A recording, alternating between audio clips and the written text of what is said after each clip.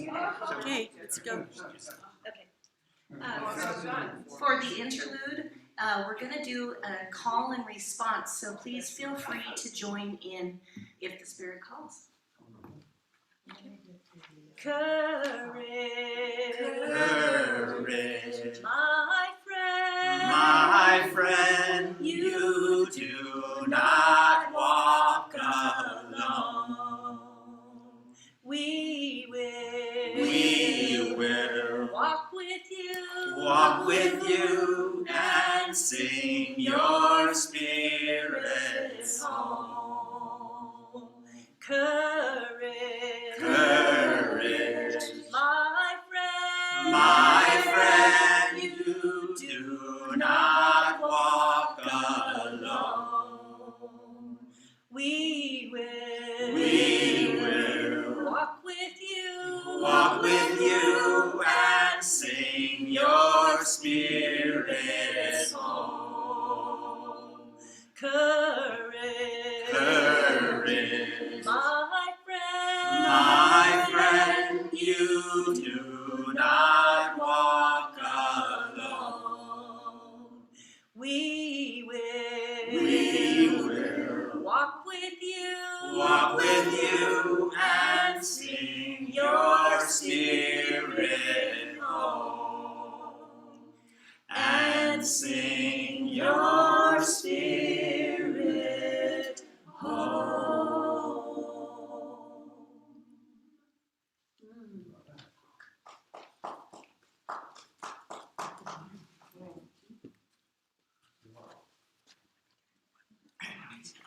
That was fast. All right.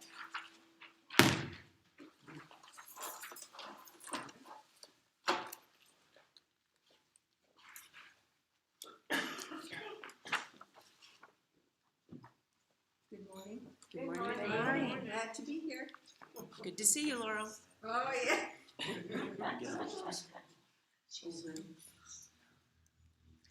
Four directions. The heart knows. Connect to the divine within and access the power of your heart. Its wisdom and grace will guide, comfort, uplift, and inspire you to be who you have come here to be. Please stand and face east.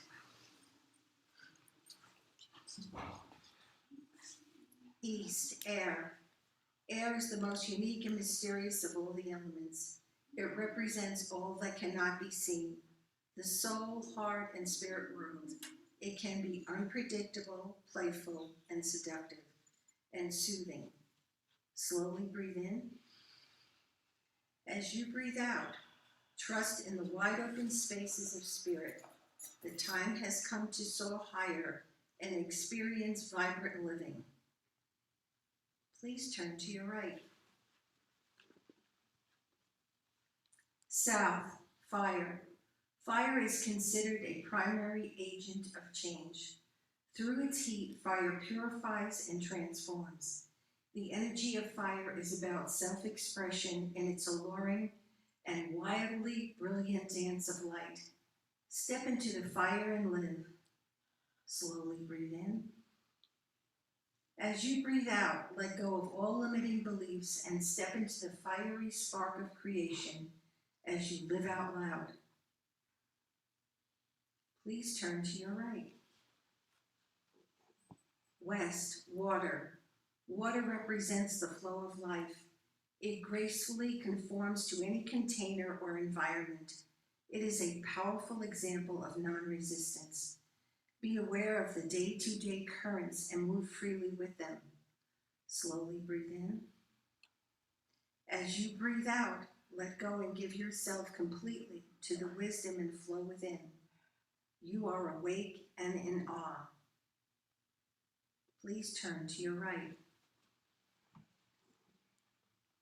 North, earth. Earth energy is nurturing and grounding. A deep bond with the heart of Mother Earth is foundational for spiritual health because it gives each one a sense of purpose, invites us to be open and receptive, and reminds us of our interconnectedness with all life. Slowly breathe in. As you breathe out, take time to let go of the busyness of life and embrace the quiet by connecting with Mother Earth. Please turn and face your screen or center aisle. Close your eyes, put your hands over your heart, and feel the presence of these elements within, honoring each as an element of spirit. Now open your eyes. Take a moment as you see with the eyes of God. Notice God looking back at you.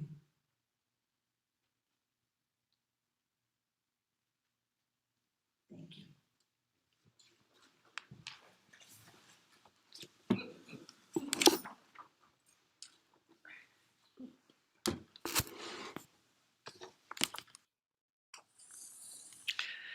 Good morning, everybody. My name is Reverend Diana Lee Bartera, and I'm happy to rejoin you today.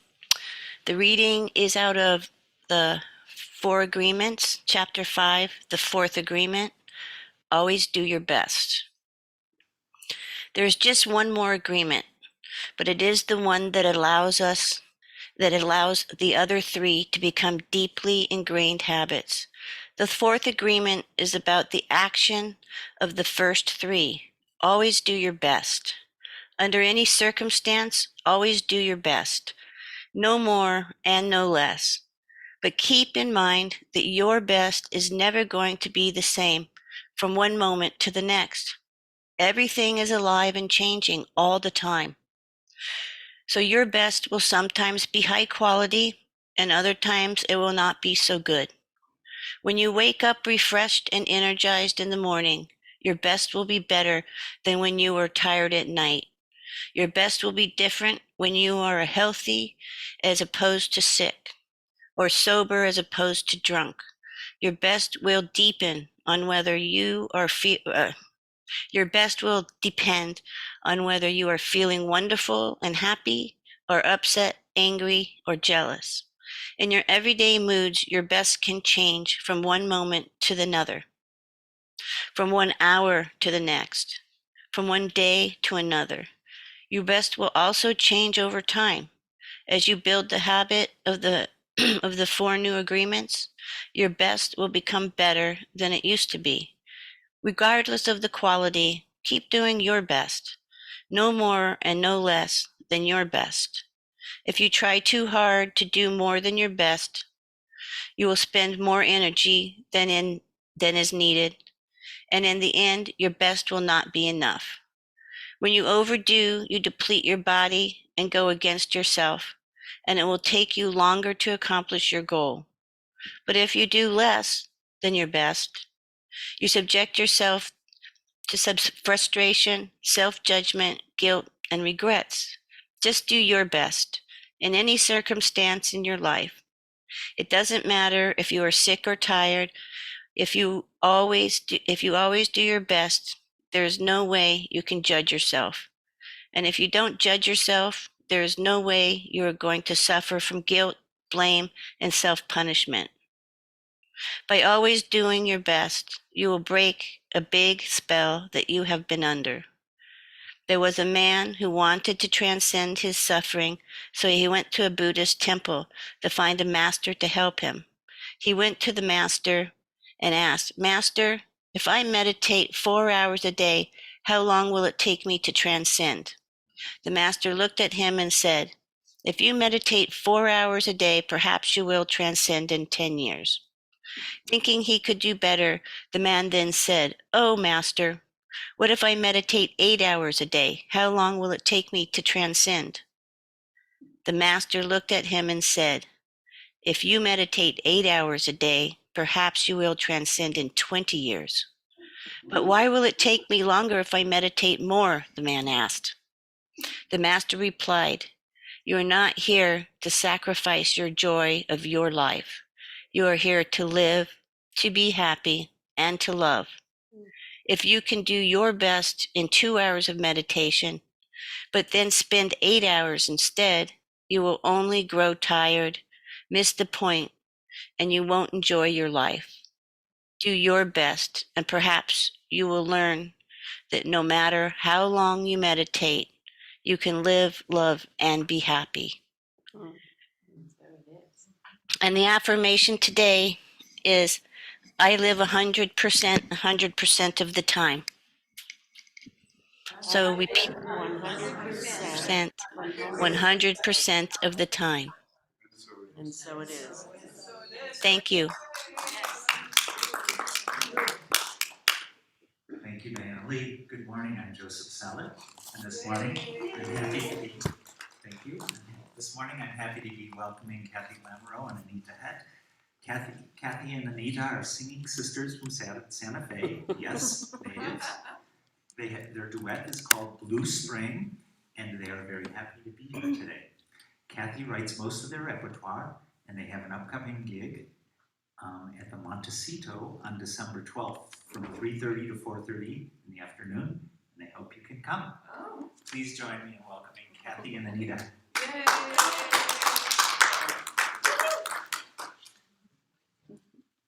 Whoa, sorry. I forgot our music.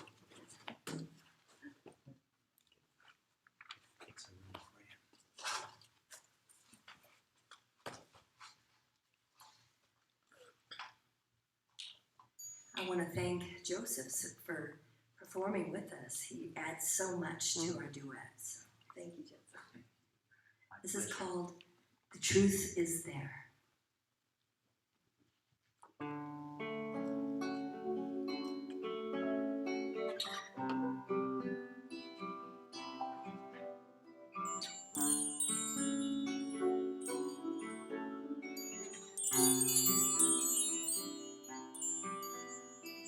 Looking for the answers to questions that arise, searching through the catacombs of your mind. The truth is there, it simply is. Just look inside, no need to look much further. Politics divide us, conflicts arise in us.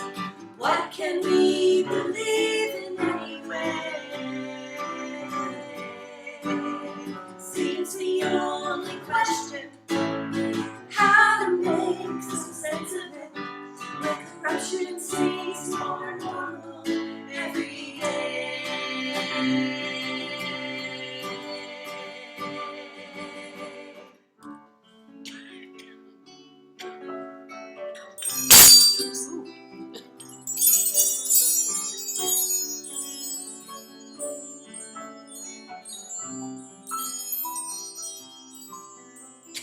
Looking to the future, what fortune lies ahead, trusting our intentions as we confidently tread. The truth is there, it simply is within our reach. Just open up and grab it.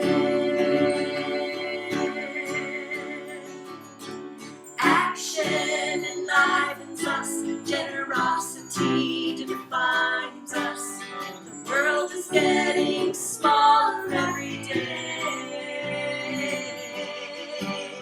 Seems the only question, how to make a difference. We just can't keep on looking the other way.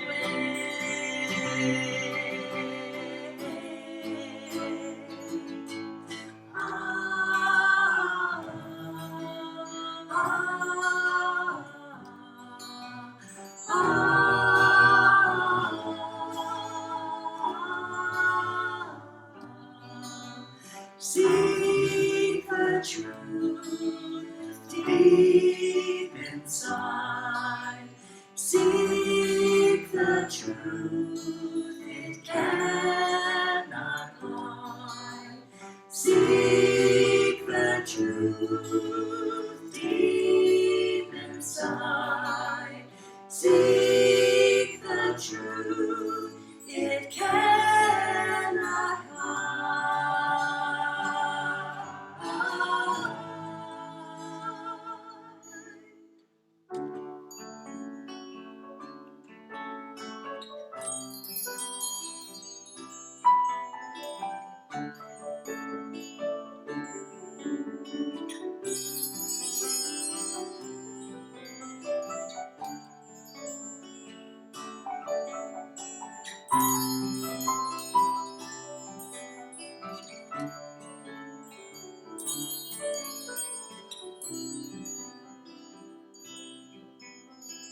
path is clear before us. Stand up and believe, stand up and believe. Dreams of our conviction to readily achieve. The truth is there, it simply is. Just look inside, reach out and make it happen.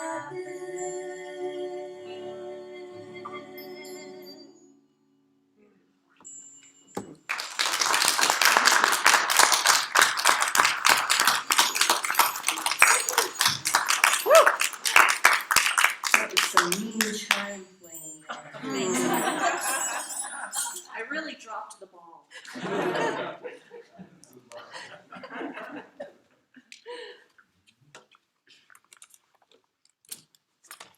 Awesome, awesome, awesome. So beautiful, always. And I would have hugged you too, Joseph, but you were already at the back.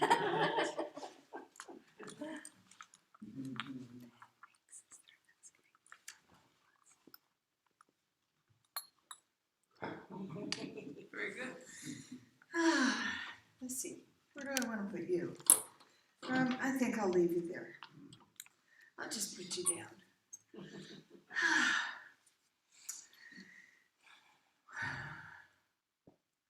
I am overjoyed to see each of you this morning, to see you online, to welcome Diana Lee and Joan home. Hi, Jean. Hi, Gay. Oh, and speaking of Gay, who has been a pillar of this community and continues to be while she is healing. She has some great news that I'm going to share, and that is that her one sister, who was unexpectedly hospitalized and in the hospital for a week, I will say, destined herself to be home yesterday for her granddaughter's baby shower and reveal. And in case you don't know what a reveal is, because it is new, or at least it was new to me the first time I heard about it, and I had to have somebody explain it to me. It's when they have an ultrasound, when the couple has an ultrasound that reveals the baby's gender. And now it's the occasion for a party.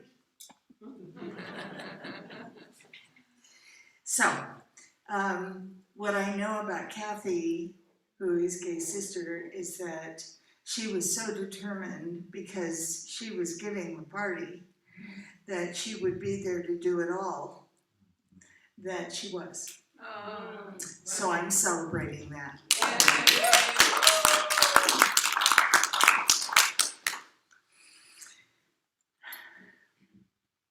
So this month, as many of you already know, we're talking about 100% of the time.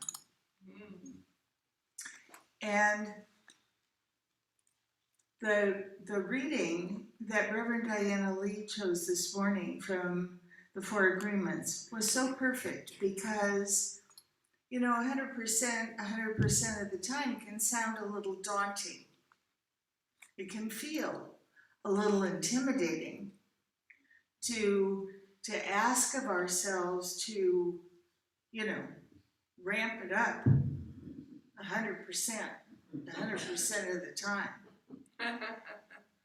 When we don't necessarily feel capable of doing that for whatever the reason is.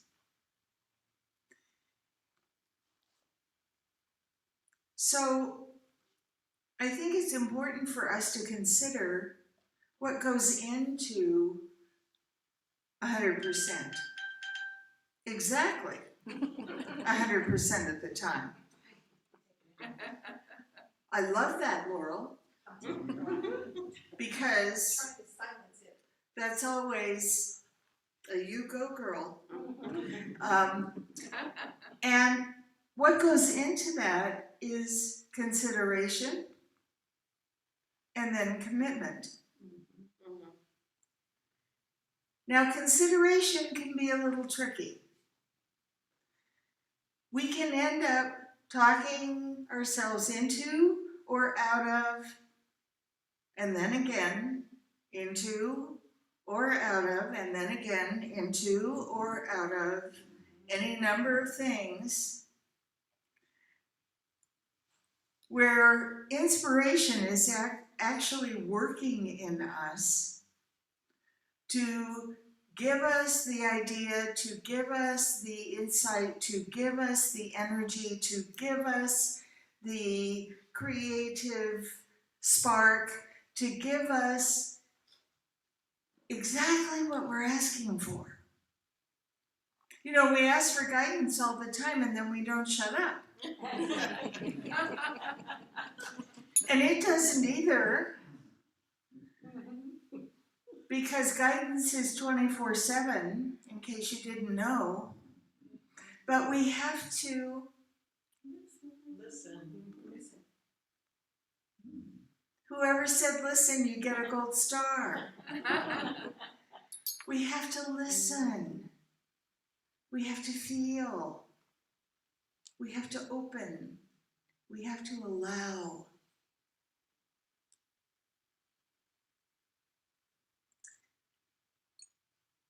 I was reading something this morning, or actually Denise was reading it as part of our morning time, and there is this one line from this particular piece that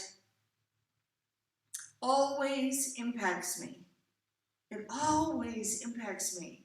It's like a little, not a jolt, but a little tug.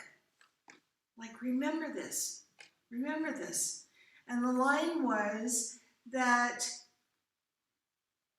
ideas, insight, inspiration, whichever word you want to use, comes from everywhere.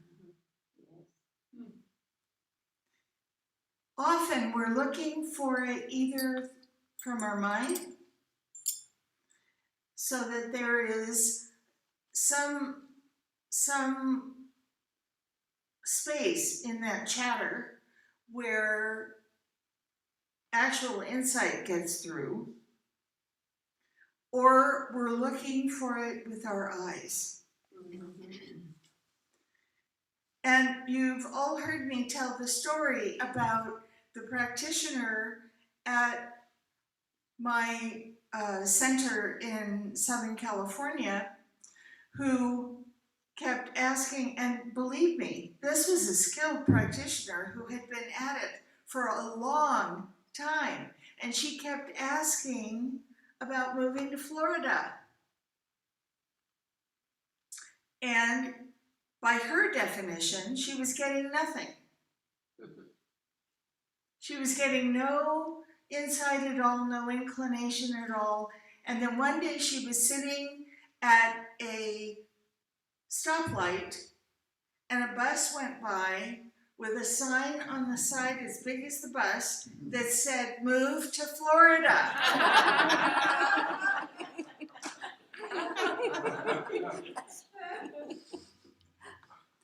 So we have to pay attention.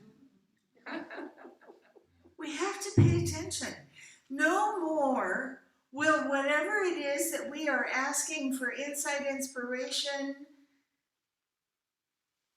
that creative spark, an understanding, no more will that show up in an expected way than anything else. Yes, that's right. I'm sorry to tell you. I have become convinced that the unexpected way is the way. Mm-hmm. Because it just always seems to be the way. And maybe it's the way because it's the only way that I'm going to catch it. I'm going to read a line in a book. I'm going to hear a song that means something special to me or has a special line in it that catches my ear. I'm going to be having a conversation with a friend or a friend that I haven't seen, just as I did this last Friday. I had a lovely conversation with a friend that I hadn't seen since way before we moved here. And it was like door after door after door opening in her and for me. And she said something, when people say this to me, it always makes me laugh. She said, you know, I haven't seen you for more than 10 years. And I still hear you in my head. I'll be asking myself a question about something, or I'll be criticizing myself for something, and I hear you in my head saying, you don't mean to do that. That's not good for you. Why in the world would you do that? I just love when people tell me that. I don't have an attachment to that happening, but it delights me when people tell me that. So consideration and commitment. Consideration, then commitment. Consideration does not mean exploring every possibility that you can think of. Unless that takes up enough time for guidance to actually get in. Because sometimes, after generations of being attached to the idea of preparation, so being prepared for every outcome, every circumstance, every possibility, and none of them good. Unless you really feel compelled to get those out of the way, which I highly recommend, because you rehearse them enough. And the generations before you rehearse them and rehearse them and rehearse them as well. The space needs to be clear for real consideration to happen. All right, so you have an insight. You have a dream. You have something happen during the day and you go, wait, that feels a lot like the answer. Okay, so then it's time to consider. But not to consider whether or not it's the right answer, but to consider what it would take to actualize that answer. Because to that, you must commit. Answers, sorry to tell you, they don't fulfill themselves. Now, what's interesting about that is that they do come with all the directions. But we don't get them necessarily all in one lump. Because one lump might be too much. It might be too much for us to take in, and then we might say, oh, I can't do that.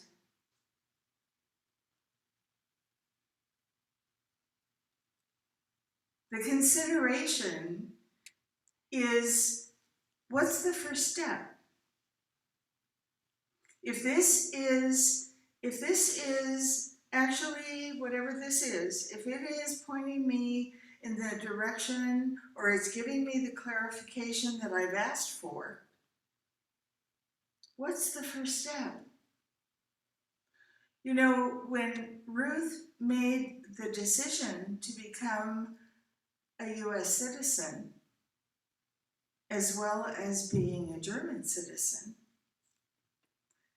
there are many steps to that decision actualizing to what's happening on Tuesday. There are many steps. And not only the steps of what you have to learn and all that stuff, but the steps beforehand. The emotional steps. What does this mean? That I'm making the decision to do this. What does it mean that I am actually giving consideration to totally changing my career? Not me, don't worry. But what does it mean that I'm thinking about retiring? What does it mean that I'm thinking about stretching out with my music and doing new things and bringing it to new audiences? What does that mean? And what's the first step? Right. As we've talked about before, again, it's a habit, just like trying to prepare for all of the things that could go sideways. We've talked about before deciding to go from here to Las Cruces, but we're thinking about Las Cruces. We're not thinking about our route between here and there. We're not thinking about needing to stop for gas. We're not thinking about, do we want to see anything else along the way? We're not thinking about, are we going to feel like stopping and taking a break and maybe doing something in Albuquerque because the place to do it is there? We're not thinking about that. We're thinking about Las Cruces. Now I know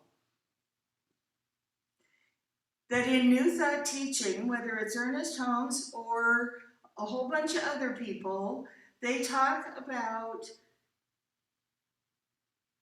holding in your mind the end, the result, right? Yes. But you're still going to need to take step one. Yes. Holding the end in mind, visualizing the end with clarity, whether it's perfect health or perfect ease or moving to a new location or whatever the case may be, we still have to take step one. That's right. And we need to know what that is, because that is the first commitment. That's right. That's right. Oh, it's not a commitment to the whole thing. No, it's a commitment to step one. And then step two becomes step one. And then step three becomes step one. And every single time it's a commitment. So this 100% of the time thing is not like eating 3 meals at once. It's moment by moment, choice by choice, clarification by clarification, and giving ourselves the credit. Listen to me now. Giving ourselves the credit for taking the time with the process. Yeah. Because if we take our time with the process is delicious. It is. It's delicious to take our time with the process and not try to hurry through everything. Not to get over that old idea about having to constantly push ourselves to get it done. No. It's not about getting it done.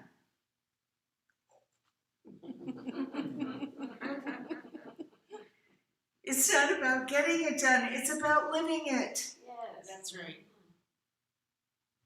It's about living it.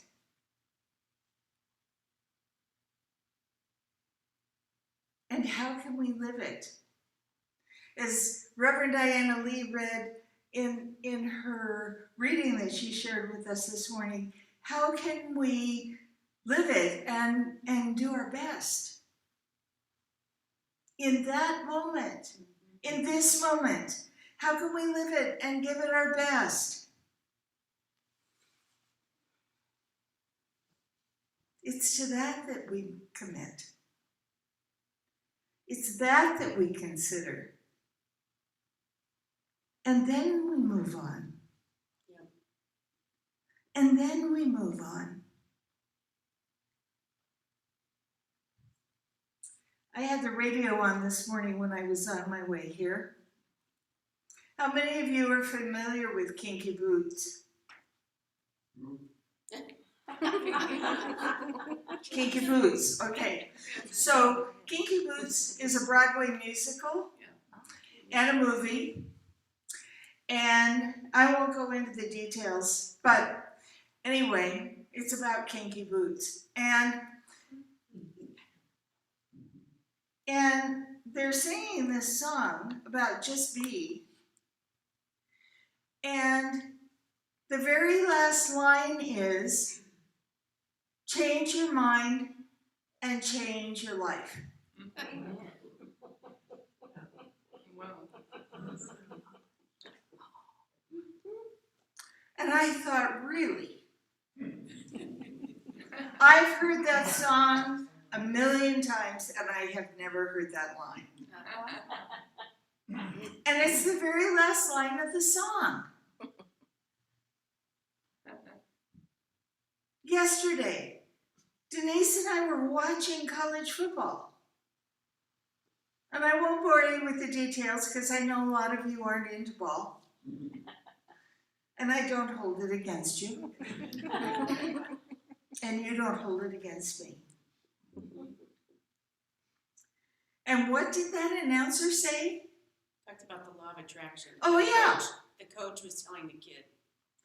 Out of the blue, this announcer shares that in a conversation with the coach, that the coach told him that one of the things that he tells his kids is about the law of attraction. And Denise and I are sitting there and we're looking at each other. This is college football. Out in the middle of the country, where in theory people are against everything.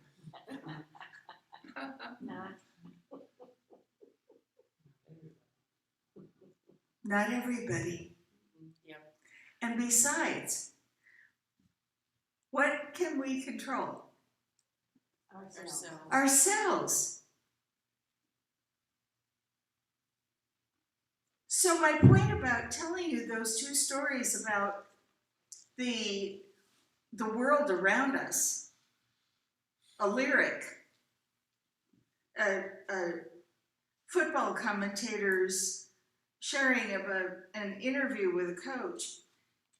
My point about that is that we are surrounded in the most unlikely ways by all of the support we need. Yes. In our hearts, I know that we are distracted by, we feel compassion for, deep compassion for, and do our prayer work for all of the people in the world who are living in circumstances where they are suffering for any reason. Right. So are we the only ones that are surrounded by all of the support and they're not? No. No. You're sure? Yes. You're really sure? Yeah.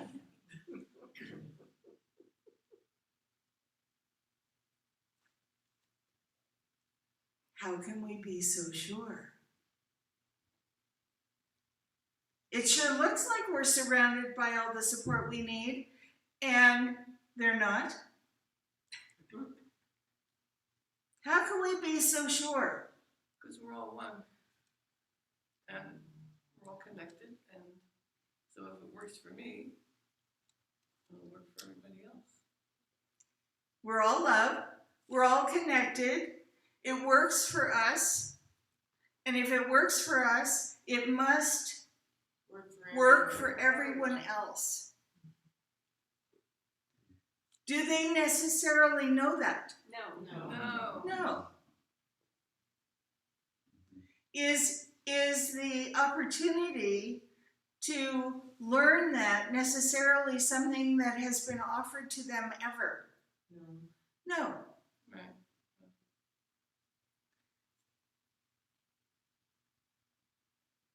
When we are thinking about what difference we can make, that requires commitment, but first it requires consideration. When we are thinking about what difference we can make,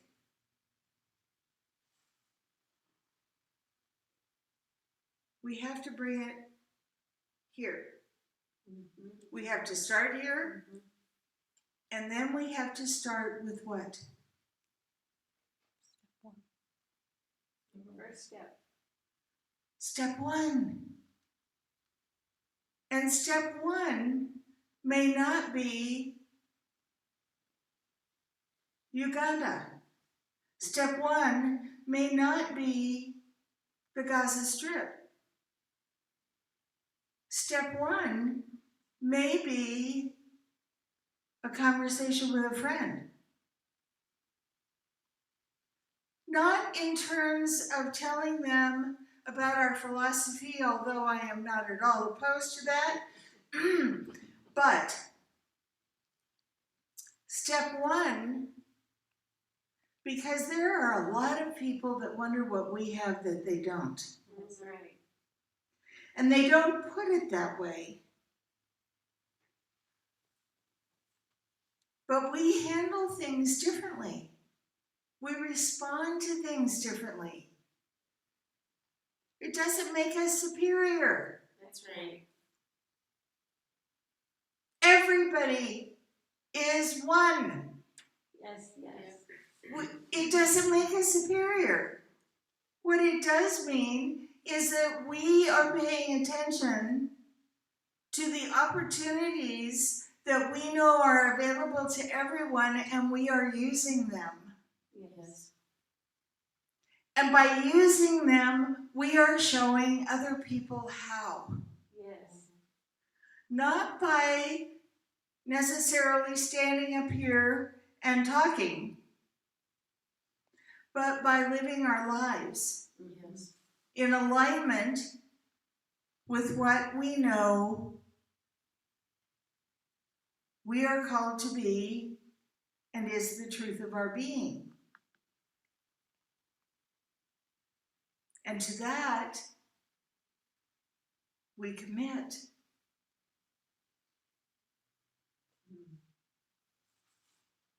Living 100% of the time, I have a poem to share with you, but I managed to come up here without it. So maybe Denise could bring it to me. Maybe. Maybe. Thank you.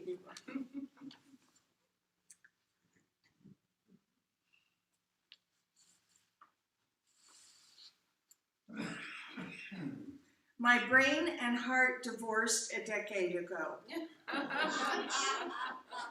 over who was to blame about how big of a mess I had become. Eventually, they could be in the same room with each other. And now my head and heart share custody of me. I stay with my brain during the week and my heart gets me on the weekends. They never speak to one another. Instead, they give me the same note to pass to each other every week, and their notes, the notes they send to one another, always say the same thing. This is all your fault.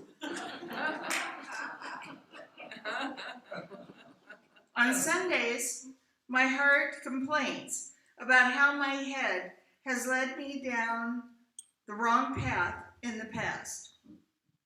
And on Wednesdays, my head lists all of the times my heart has screwed things up for me in the future. Notice the past and the future. They blame each other for the state of my life. There's been a lot of yelling and crying. So lately, I've been spending a lot of time with my gut that serves as my unofficial therapist. Most nights, I sneak out of the window in my ribcage and slide down my spine and collapse on my gut's plush leather chair that's always open for me and just sit and sit and sit and sit until the sun comes up. Last evening, my gut asked me if I was having a hard time being caught between my heart and my head. I nodded and said I didn't know if I could live with either of them anymore. My heart is always sad about something that happened yesterday, I said, while my head is always worried about something that may happen tomorrow. My gut squeezed my hand. I just can't live with my mistakes of the past or my anxiety about the future, I sighed. My gut smiled and said, in that case, you should go stay with your lungs for a while. I was confused, and the look on my face gave it away. If you are exhausted about your heart's obsession with the fixed past and your mind's focus on the uncertain future, your lungs are the perfect place for you. There is no yesterday in your lungs. There is no tomorrow there either. There is only now. There is only inhale and exhale. There is only this moment. There is only breath. And in that breath, you can rest while your heart and head work their relationship out. So this morning, while my brain was busy reading tea leaves and my heart was staring at old photographs, I packed a little bag. And I walked to the door of my lungs, and before I could even knock, she opened the door with a smile, and as a gust of air embraced me, she said, "What took you so long?" Wow, very good. Yay.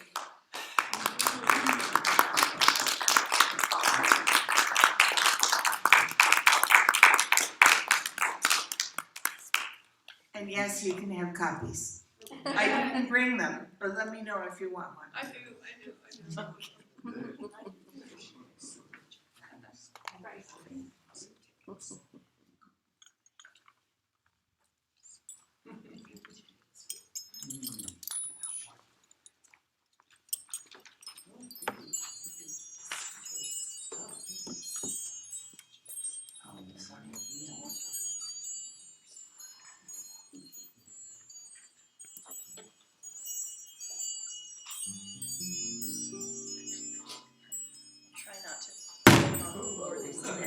time, don't I?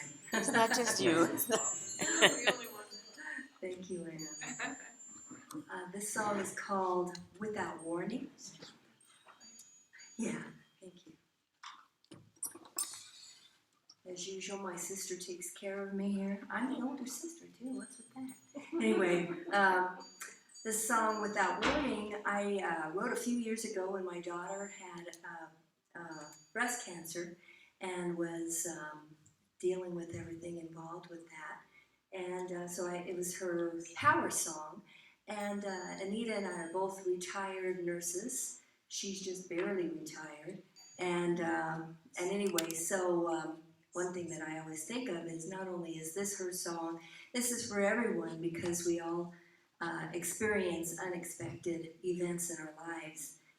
We don't wake up in the morning and say, well, today I think I'm going to stay in the hospital for a while. And, you know, you don't usually don't plan those kind of things.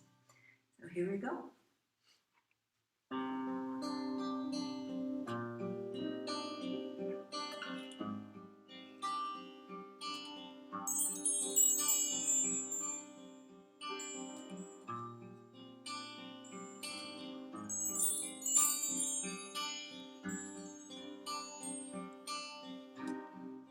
Caught in a storm, didn't see it coming.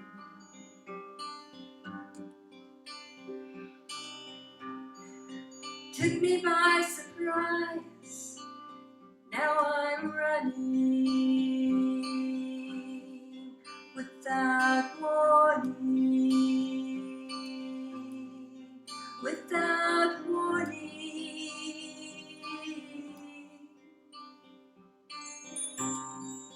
Things just happen, don't know why.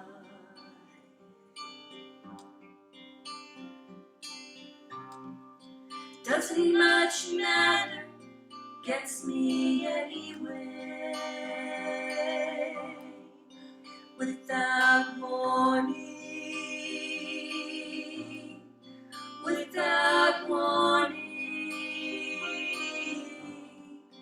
without warning,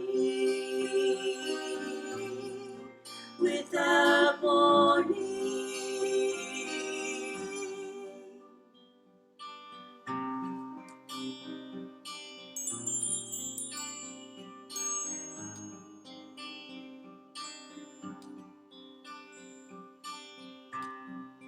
Feeling my rage, it's so organic.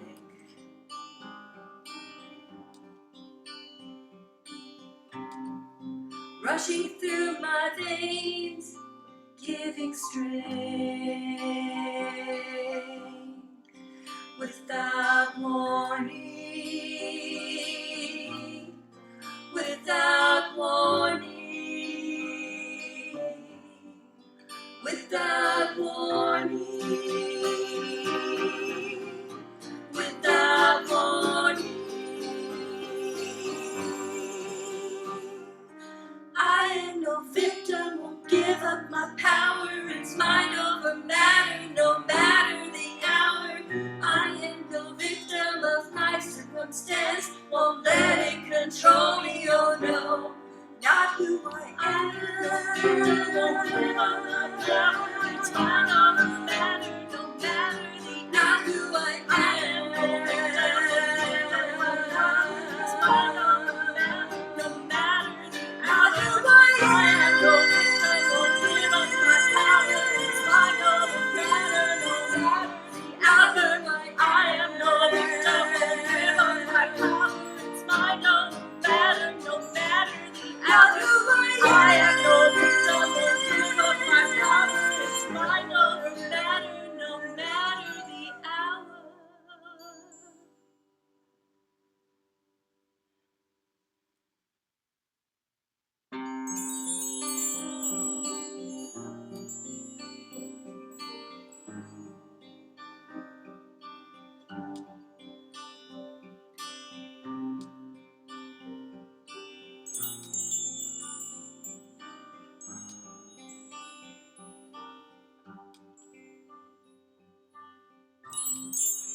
Give up my time to unseen worry.